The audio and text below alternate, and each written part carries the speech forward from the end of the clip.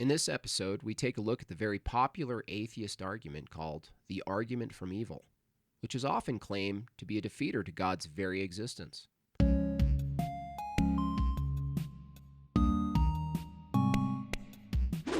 Welcome to Arguments Against Atheism. I'm Jimbob. I'm here to give you the goods. So what is the argument from evil? I don't want to straw man it, so let's get it in precise form. The argument from evil goes as follows. Premise 1, God is omniscient, omnibenevolent, and omnipotent. Premise 2, an all-knowing, all-loving, and all-powerful God wouldn't permit suffering in the world. Premise 3, there is suffering in the world. Conclusion, God knows suffering will occur, so he either can't stop suffering, so he's not omnipotent, or he refuses to, so he's not omnibenevolent. Alrighty, did you see any obvious problems? I did. Premise 2 states an all-knowing, all-loving, and all-good God wouldn't permit suffering in the world. Well, why not? What's the contradiction? It seems this very low-level argument from personal incredulity has no basis. From a Christian view, long-suffering is actually a virtue. It is through suffering and sacrifice that we participate in the good. The overcoming of suffering is thematic in the Christian view and praxis. This premise also makes an assumption that suffering is evil.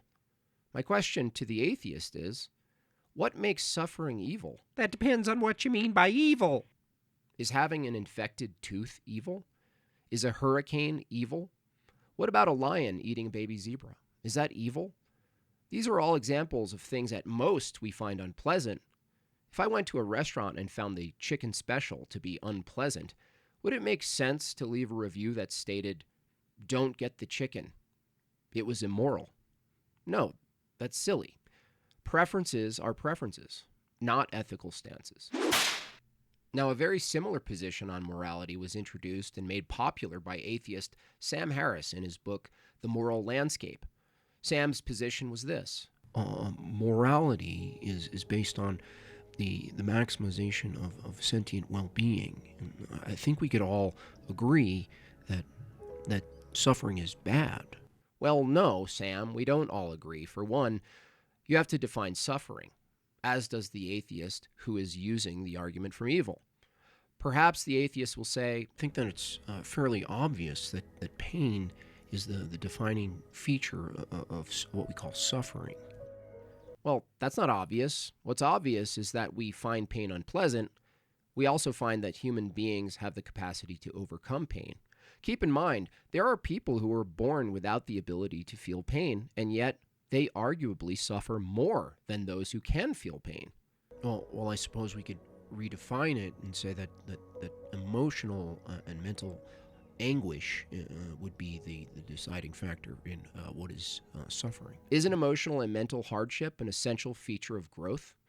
Even from an evolutionary perspective, the cycles the human body endures are sometimes painful, but they're biological processes. Are they evil? There is a larger problem for this view that was best articulated by William Lane Craig in his debate against Harris several years ago. If well-being is the basis for moral good, is it possible to obtain the peaks of well-being by causing harm? Well, yes, it's not only logically possible, but history demonstrates that groups of people can and have maximized their well-being by causing suffering to others.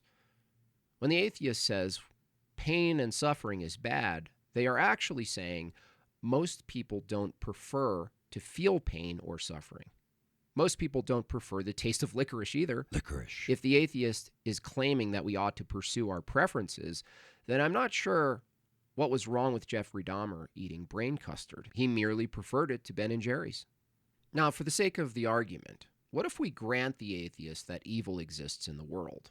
If evil exists, this necessitates an absolute standard for good. The moment the atheist says evil does in fact exist, beyond our opinions or our preferences, then they are also saying an absolute standard of good exists. So, what is this good standard? We've already established that it's not maximum well-being, because the maximum well-being can be attained through causing suffering to others. In conclusion, the problem of evil, or the argument from evil, quite easily reduces to a Reddit-level slogan. If God real, why bad thing happen? If God real, why not I get into art school? If God real, why come I need oxygen to live? If God real, why come I'm not God? Out of the many atheist arguments against God, I think the argument from evil is one of the most worthy of the trash bin. There is no problem of evil from the atheist perspective. There is only a problem of things you don't prefer.